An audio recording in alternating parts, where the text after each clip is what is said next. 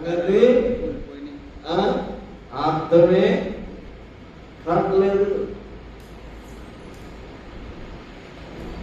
సోమరి, ఈ సోమరి మరి ఎంతగా మరి సోమరికి ఏంటంటే అది అటు చేరన్న సోరయ్య గారు అనేవారు. చేతి దగ్గరికి వెళ్తే సేర్ పని నేర్పుతుంది అంట. సేర్ చెప్పుతుంట పని. ఇంట్లో కూర్చుంటే ఏమవుతుంది? ఇంట్లో మీకు పని వస్తుందా?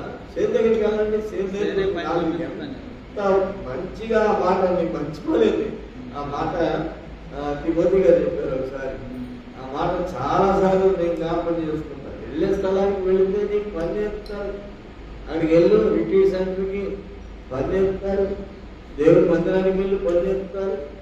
మందిరానికి వెళ్ళి ఎవరు లేకపోతే నేనంతా ప్రార్థన చేస్తుంటే మందిరానికి వెళ్ళి వచ్చి ప్రార్థన చేస్తున్నామంటే అక్కడ పాత్ర ఉంది, ఇది కడుగు అన్నారు.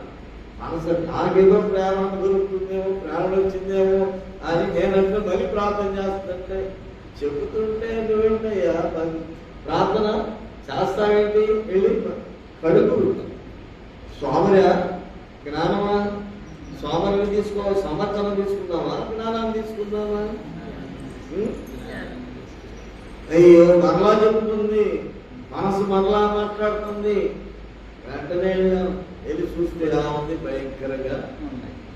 దాన్ని చూసి పలికి తీసి వెనక్కి వచ్చేద్దామా?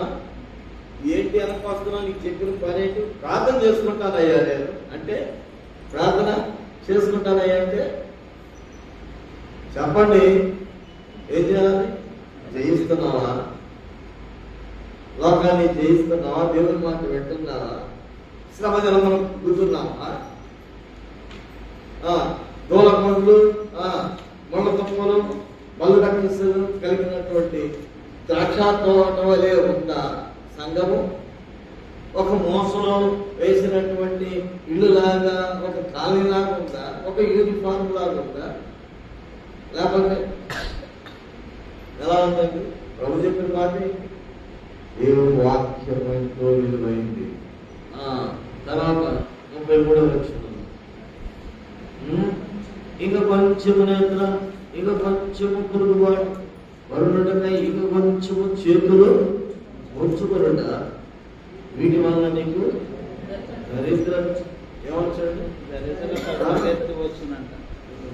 ముడుచుకోవాలి. ఇంట్లో ముడుచుకొని కూర్చుంటే ఏమొస్తుందా?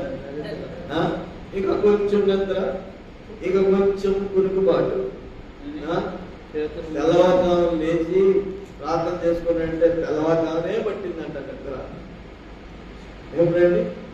తెల్లవారుజాము ఇప్పుడే చల్లటి గాలిలో ఉంటుందండి. ఇప్పుడు ఆటలు ఎక్కుతాం. అబ్బా అబ్బా ఇప్పుడు లేచే పని లేదు. తెల్లవారుజాము వేగుని లేచి ఇంకా చాలా మంది ఉండగా యేసుక్రీస్తు ప్రభు అరణ్యంలోనికి వెళ్ళి ప్రార్థన చేశాడు. కొండ మీదకి వెళ్ళి వదిలి కొండ మీదకి వెళ్ళి ప్రార్థన చేశాడు.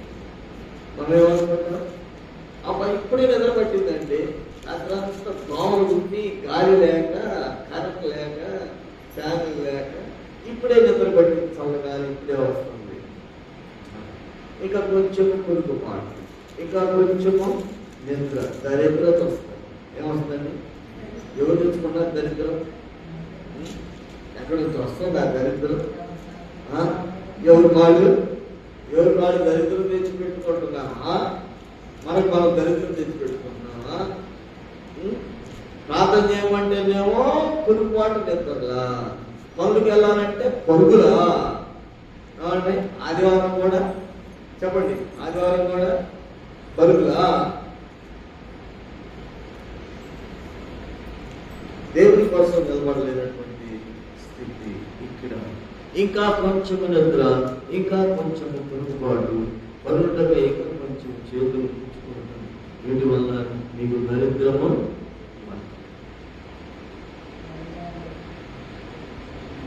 ఇలాంటి అన్ని మనకు మనం తెచ్చిపెట్టుకోండి.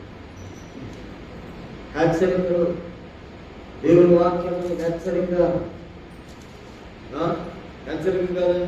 జ్ఞానం ఎవరికి ఉంది? జ్ఞానం ఇల్లు కట్టున్నానే వాక్యం. మూర్ఖులు ఉన్నారు. చెప్పండి, మూర్ఖులు ఉన్నారు. ఏం గ్రంథం ఇలా ఉదయం నేను తెల్లవారు లేచి ప్రార్థన చేసుకుంటాను. ప్రార్థన చేసుకున్న తర్వాత మళ్ళీ బైబిల్ కూడా చదువుకుంటాను.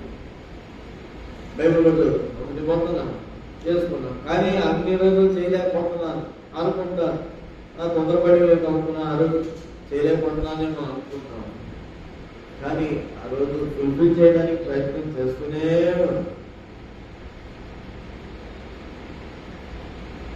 కనుక వేకునే లేచి ప్రార్థన చేసేవాళ్ళు స్థిరపరచుకోవాలి. ప్రార్థన స్థిరపరచుకోవాలి. ఇల్లు కట్టబడాలి. కట్టుకోవాలంటే ఏం చేయాలి? జ్ఞానం గల స్త్రీ, అక్కడ అబిగయీలు జ్ఞానం గల స్త్రీ అయింది. ఏమి దగ్గరికి వచ్చారంటే చెప్పండి. మూర్ఖురాలుగా మాట్లాడుతున్నావు. ఎవరండి? ఏమంటుంది? నువ్వు ఎంత బాగా అన్ని పోగొట్టుకున్నాయి, ఇంకా నీతి పట్టుకుని దేవుడు దేవుడు అన్నంత వదిలిపెట్టి దూషించి మరణం గమనం అని అంటుంది. ఏంటమ్మా నువ్వు మూర్ఖురాలుగా మాట్లాడుతున్నావు.